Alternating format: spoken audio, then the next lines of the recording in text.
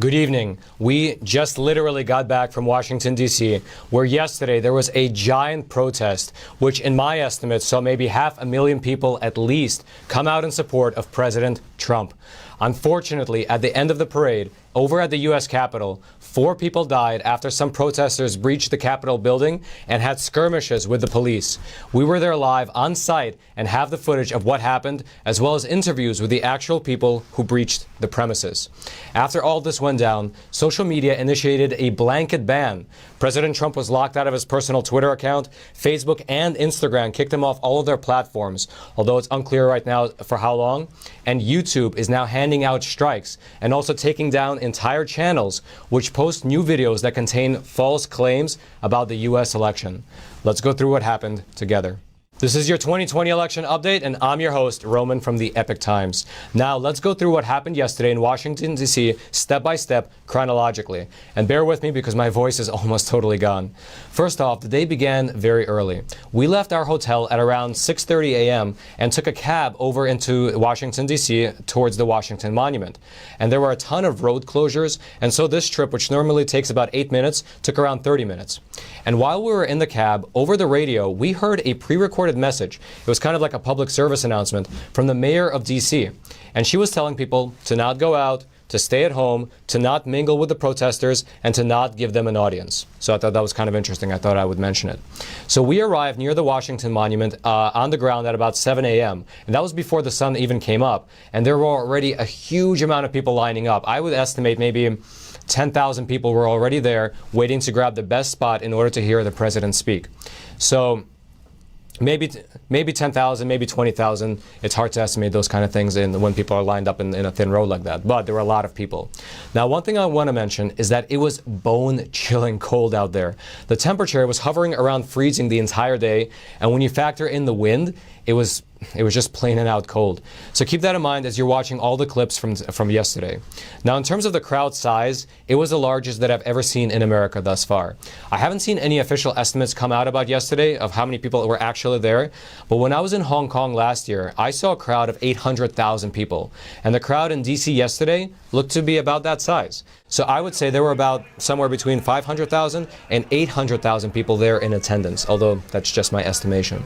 So what happened is that the people that were gathered there at the Washington Monument for several hours, they were chatting, they were flying flags, they were singing hymns, and they were listening to the speeches.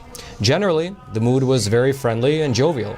And the energy there, it was pretty palpable. People were excited. Then, at around 12:20 p.m., President Trump came out and he delivered a speech.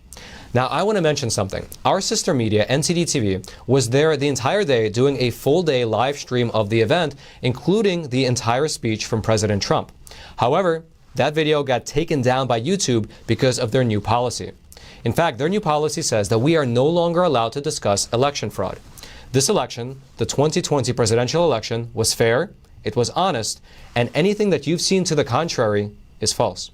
Any surveillance footage, any expert testimony, any witness affidavits, any personal experience that you have yourself had. For instance, if you were mailed 7 absentee ballots to your home address when you didn't request any, well, you're mistaken. There's nothing fishy going on here. You are wrong, and beyond wrong, you are actually a thought criminal for thinking that there's anything wrong. Welcome to the club. And actually, this might be a good time to remind you to take just a quick second to smash that like button that's below this video. Because honestly, it goes without saying that videos that are like this, talking honestly about what's happening in this country right now, are being censored by big tech. But at the very least, when you smash that like button that's below this video, you are forcing the YouTube algorithm, the same algorithm that suppresses video like this, to share this video out to potentially thousands of more people, sharing with them what's really happening in this world, live footage like this. So smash that button. Now, let's go back to what happened on the day. President Trump said several things that I want to make note of during his speech, and I'll do it the best I can without having this video get taken down. First off, President Trump, once again, reiterated the fact that he was not going to concede this election. And second of all, he reiterated his hope that Mike Pence will not open the votes from several contested states. He said that, and Mike Pence, I hope you're going to stand up for the good of our Constitution and for the good of our country. And if you're not, I'm going to be very disappointed in you. I'm going to tell you right now, I'm not hearing good stories. However, that did not pan out. In fact, shortly after President Trump said this during his speech, Mike Pence issued a statement basically saying that he is not going to do it. In a letter that was sent over to the Congress at about 1 p.m., Mike Pence wrote that, "It is my considered judgment that my oath to support and defend the Constitution constrains me from claiming unilateral authority to determine which electoral votes should be counted and which should not." Now, regardless, many people who were actually there on the ground did not know about this statement from Mike Pence because they were too busy protesting. So once President Trump finished his speech, people began to march from the Washington Monument area towards the U.S. Capitol. Now, the U.S. Capitol was, of course, where the joint session of Congress was being held, and all of the members of Congress, as well as Mike Pence, were there counting the electoral votes, and just for your reference, they were going through them alphabetically, starting with Alabama. So during this parade, we got a chance to actually interview some of the people, hear them out, hear what brought them over to D.C., what they were trying to achieve, and so on. Here's some of what they had to say. On a beautiful Washington, D.C. morning where, I don't know, what would you say, 500,000 people? At least 500,000 people. If you want to just pan this way, look at this unbelievable sea of all types of flags, mostly American. Oh my God, from almost every state. We've been talking to people for the last few hours, people from every state, West Virginia, Texas. Where are you from? I'm from Florida. Wow, Florida. I went to school in Florida. Amen. Not a woman. Amen. Amen to that. What brings you out here today? President Trump, we need to stop the steal. Wow, what do you think of the election thus far? I think it's not okay, and I have many choice bad words. What brings you out here today? So I am here because I think that China is our biggest threat to America, and President Trump is the only one fighting it. America needs Trump for 4 more years. I'm a Vietnamese American. We run away from communists. We don't want America to turn into another communist. Trump have done everything and put America first. I will vote for the guy who gave up his wealth for his country and his people, not for the guy who stole the wealth of the country for his own personal gain.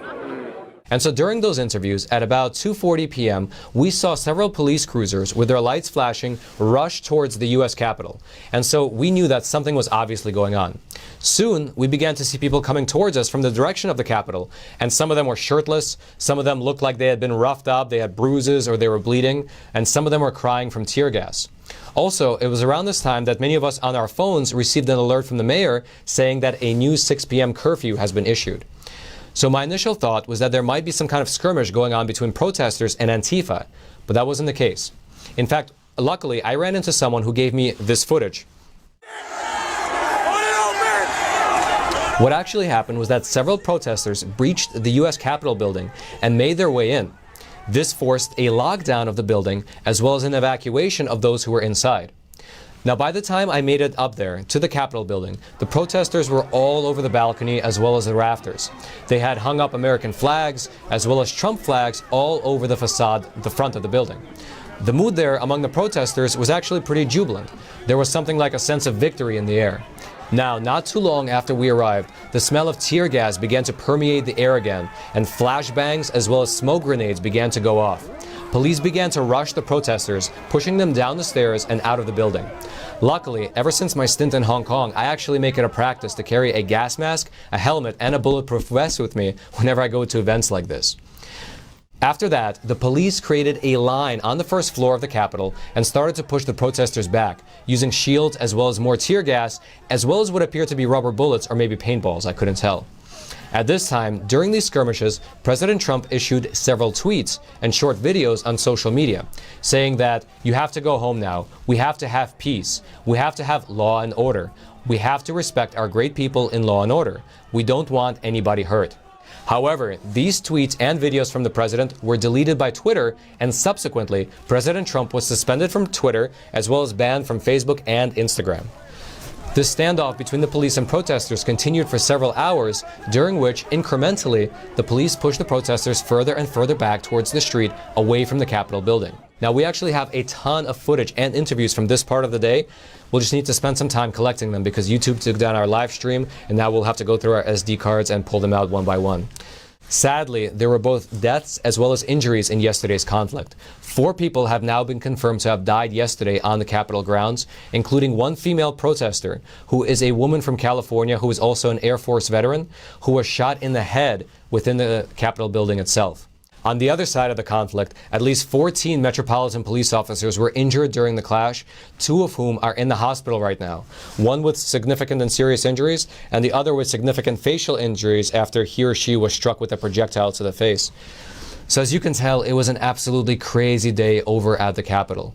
After everybody dispersed around 9 p.m., the joint session of Congress actually reconvened and began to count the electoral votes again. And then at around 3:45 a.m. that night, last night, Congress certified Joe Biden as the president-elect, as the winner of the 2020 presidential election. President Trump then came out earlier today, this morning, and promised that there would be an orderly transition of power on January the 20th, while at the same time vowing to continue to fight for a better America. In his statement, here's what he said. Even though I totally disagree with the outcome of the election, and the facts bear me out, nevertheless, there will be an orderly transition on January the 20th. While this represents the end of the greatest first term in presidential history, it's only the beginning of our fight to make America great again.